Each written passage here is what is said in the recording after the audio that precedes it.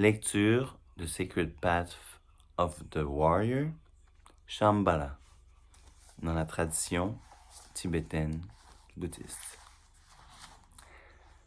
Chapitre 13. How to Invoke Magic.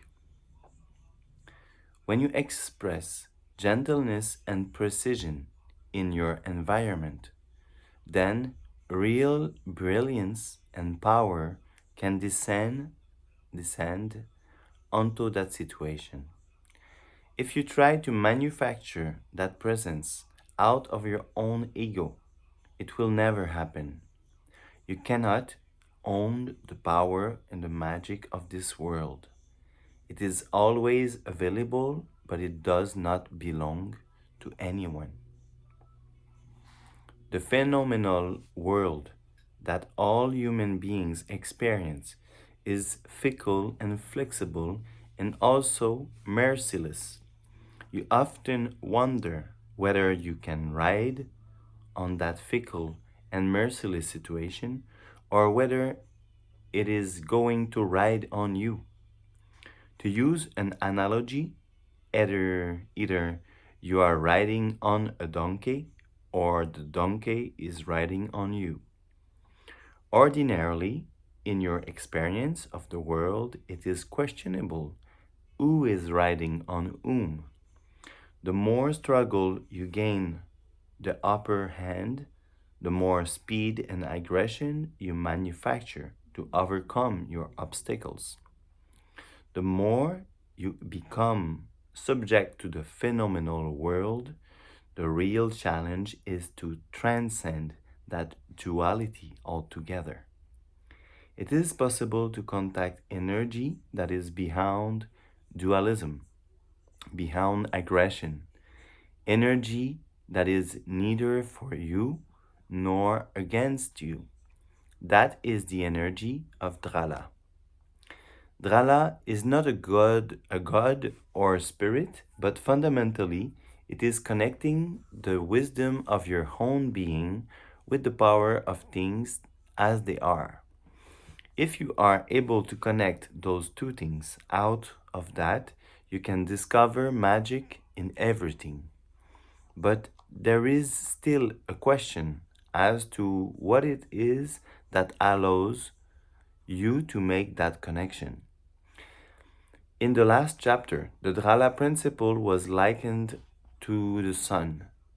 Although the sun is always in the sky, what is it that causes you to look up and see it is there? See that it is there. Although magic is always available, what allows you to discover it?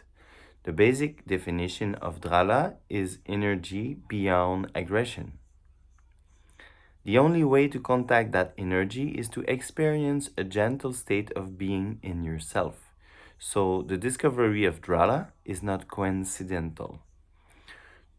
To connect with the fundamental magic of reality, there has to be gentleness and openness in you already.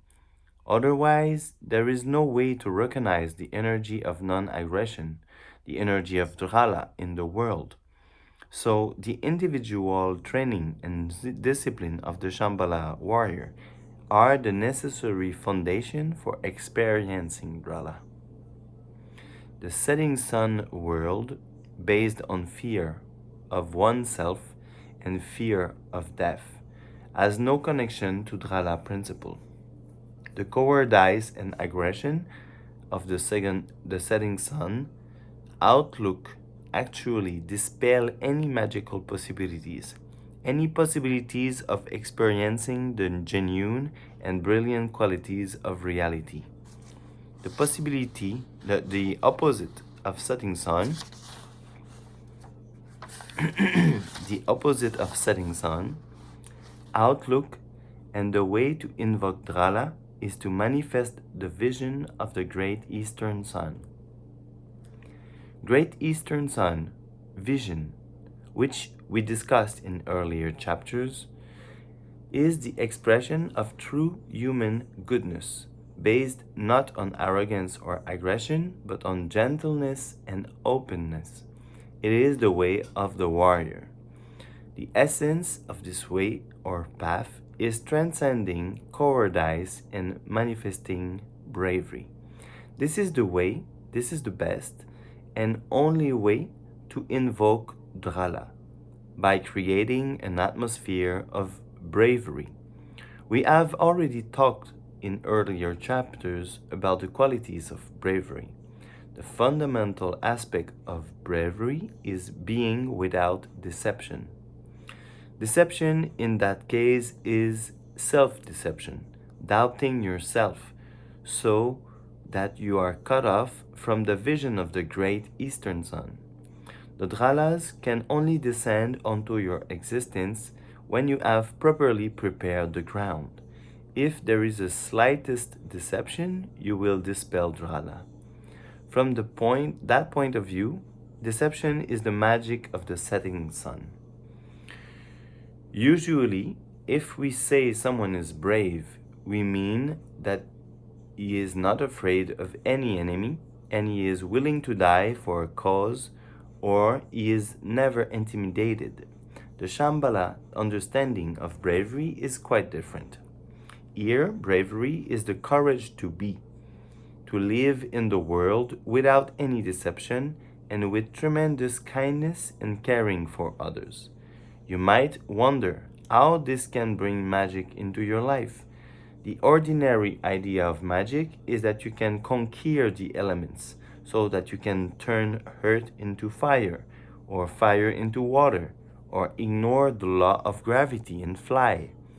But true magic is the magic of reality, as it is, the earth of earth, the water of water, communicating with the elements so that, in some sense, they become one with you.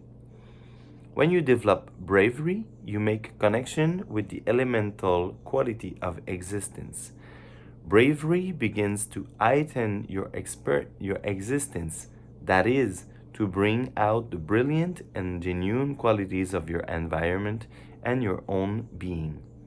So you begin to contact the magic of reality, which is already there in some sense. You actually can attract the power and strength and the primordial wisdom that arise from the cosmic mirror. At that point, you begin to see how you can influence your environment so that the Drala principle is reflected in every activity of your life. You see that you can actually organize your life in such a way that you magnetize magic or Drala to manifest brilliance and elegance in your world. The way to do this is divided in three parts, which are called the three ways to invoke Drala. The first is invoking external Drala, which is invoking magic in your physical environment. This may be as small and limited as one room apartment or as large as a mansion or a hotel. How you organize and care for that space is very important. If it is chaotic and messy, then no Drala will enter that environment. On the other hand, we are not talking about taking a course in interior decoration and spending a great deal of money on furniture and rugs to create model environment. For the warrior, invoking an external Drala is creating harmony in your environment in order to encourage awareness and attention to detail. In that way, your physical environment promotes your discipline of warriorship. Beyond that, how you organize your physical space should be based on concern for others, sharing your world by creating an accommodating environment. The point is not to make a self-conscious statement about yourself, but to make your world available to others. When that begins to happen, then it is possible that something else will come along as well. That is, when you express gentleness and precision in your environment, then real brilliance and power can descend onto that situation. If you try to manufacture that presence out of your own ego, it will never happen. You cannot own the power and the magic of this world. It is always available, but it does not belong to anyone. There are many other examples of invoking external drala. I have read, for instance, that some American Indians in the Southwest grow vegetables in the desert sands. The soil, from an objective standpoint, is completely infertile. If you just threw a handful of seeds into that earth, nothing would grow. But the Indians have been cultivating that soil for generations. They have a deep connection to that earth and they care for it. To them, it is sacred ground, and because of that, their plants grow. That is real magic. The attitude of sacredness towards your environment will bring drala. You may live in a dirt hut with no floor and only one window, but if you regard that space as sacred, if you care for it with your heart and mind, then it will be a palace. The idea of sacred space is also what gives grandeur to a great cathedral like Chartres, or to a house of government like the English Houses of Parliament. Churches are consciously built as sacred places, whereas a house of government may never have been conceived as a sacred by its architects. Nevertheless, those places have a presence that is more than the structure of the building or the beauty of the material used to construct them. They radiate a particular atmosphere that you cannot help but feel. The Greeks and Romans laid out their cities with some understanding of external drala. You might say that putting a fountain in the center of a square or at a crossroads is a random choice. But when you come upon that fountain, it does not feel random at all. It is in its own proper place and it seems to enhance the space around it. In modern times, we don't think very highly of the Romans with all of their debauchery and corrupt rulers. We tend to downplay the wisdom of their culture. Certainly, corruption dispels drala, but there was some power and wisdom in the Roman civilization which we should not overlook. In summary, invoking the external drala principle is connected with organizing your environment so that it becomes a sacred place. This begins with the organization of your personal household environment, and beyond that, it can include much larger environments such as a city or even an entire country. Then,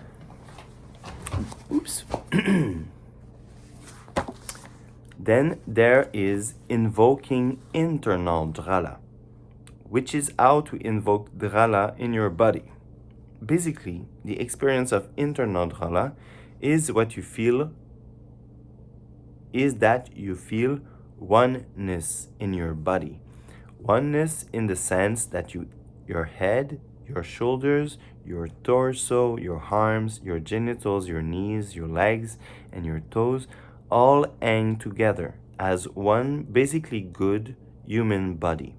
You feel no quarrel between your head and your shoulders, between your toes and legs, and so forth. It doesn't really matter whether your hair is growing gray or you are developing wrinkles on your face or your hands are shaky. There is still a feeling that your body has its own fitness, its own unity.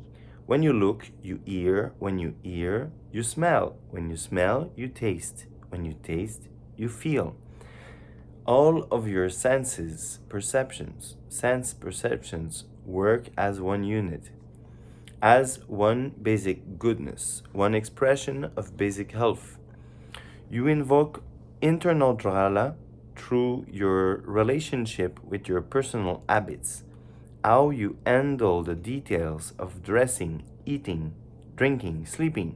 We could use clothing as an example. For the warrior, clothing actually provides an armor of discipline, which wards off attacks from the setting sun world.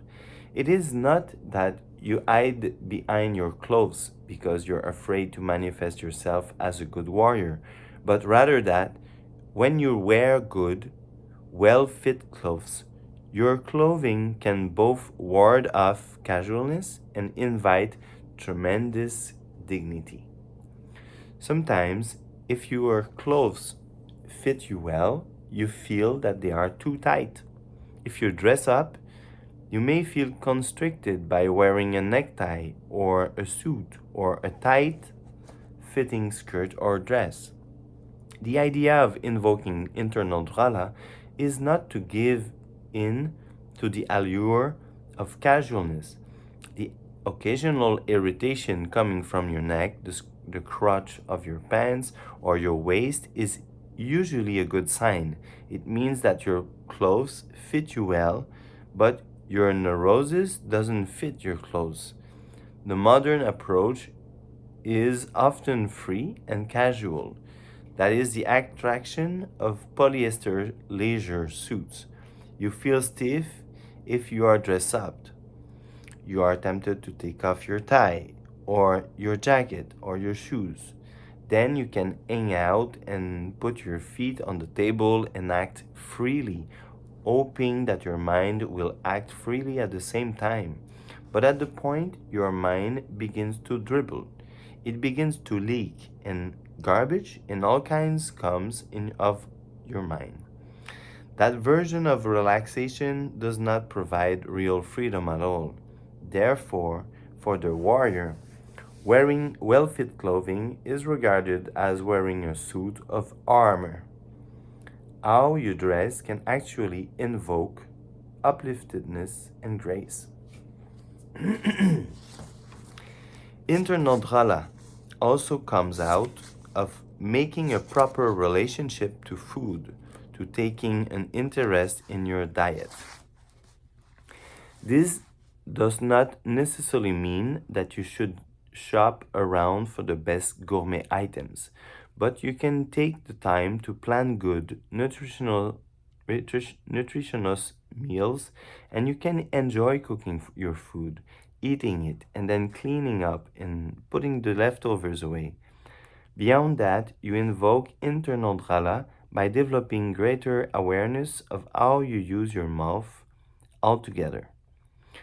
You put food in your mouth, you drink liquids through your mouth, you smoke cigarettes in your mouth.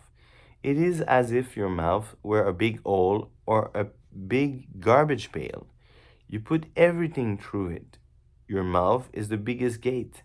You talk of it, you talk out of it, you cry out of it, and you kiss out of it. You use your mouth so much that it becomes a sort of cosmic gateway. Imagine that you were being watched by Martians. They would be amazed by how much you use your mouth. To invoke internal dhrala, you have to pay attention to how you use your mouth. Maybe you don't need to use it as much as you think. Appreciating your world doesn't mean that you must consume everything you see all the time. When you eat, you can eat slowly and moderately, and you can appreciate that what you eat. When you talk, it isn't necessary to continually blurt out everything that is on your mind. You can say what you have to say gently, and then you can stop. You can let someone else talk, or you can appreciate the silence. The basic idea of invoking internal dhala is that you can synchronize or harmonize your body and your connection to the phenomenal world. This synchronization or connectedness is something that you can actually see. You can see people's connection to internal dhala by the way they behave, the way they pick up their teacups, the way they smoke their cigarettes, or the way they run their hands through their hair. Whatever you do, always manifest how you are feeling about yourself and your environment, whether you feel kindness towards yourself or resentment and the anger towards yourself, whether you feel good about your environment or whether you feel bad about your environment. That can always be detected by your gait and your gestures always. It is as if you were married to your phenomenal world. All the little details, the way you turn on the tap before you take a shower, the way you brush your teeth, reflect your connection or disconnection with the world. When that connection is completely synchronized, then you are experiencing internal dhala. Finally, there is what is known as invoking secret dhala, which is the product of invoking the external and internal dhala principles. Because you have created a sacred environment around you, and because you are synchronized your body so beautifully, so immaculately, therefore you provoke tremendous wakefulness, tremendous nowness in your state of mind. Chapter Letting Go introduced the idea of wind horses or riding on the energy of basic goodness in your life. Wind horse is a translation of the Tibetan Lung Ta. Lung means wind and Ta means horse. Invoking secret dhala is the experience of raising a wind horse, raising a wind of delight and power and riding on and or conquering that energy. Such wind can come with great force, like a typhoon, that can blow down trees and buildings and create huge waves in the water. The personal experience of this wind comes as a feeling of being completely and powerfully in the present. The horse aspect is that, in spite of the power of this great wind, you also feel stability. You are never swayed by the confusion of life, never swayed by excitement or depression. You can ride on the energy of your life. So, wind horse is not purely movement and speed, but it includes practicality and discrimination, a natural sense of skill. This quality of lungta is like the four legs of a horse, which makes it stable and balanced. Of course, in the case you are not riding an ordinary horse, you are riding a wind horse. By invoking the external and internal dhala principles, you raise a wind of energy and delight in your life. You begin to feel natural power and upliftedness manifesting in your existence. Then, having raised your wind horse, you can accommodate whatever arises in your state of mind. There is no problem or hesitation of any kind. So, the fruition of invoking secret dhala is that, having raised wind horse, you experience a state of mind that is free from subconscious gossip, free from hesitation and disbelief. You experience the very moment of your state of mind. It is fresh and youthful and virginal. That very moment is innocent and genuine. It does not contain doubt or disbelief at all. It is gullible in the positive sense and it is completely fresh. Secret Dhala is experiencing that very moment of your state of mind, which is the essence of nowness. you actually experience being able to connect yourself to the inconceivable vision and wisdom of the cosmic mirror on the spot. At the same time, you realize that the experience of nowness can join together the vastness of primordial wisdom with both the wisdom of past traditions and the realities of contemporary life. So, in that way, you begin to see how the warrior's world of sacredness can be created altogether. In the following chapters, we will investigate that world more thoroughly. Alors, c'était le chapitre 13, How to Invoke Magic. Bonne soirée.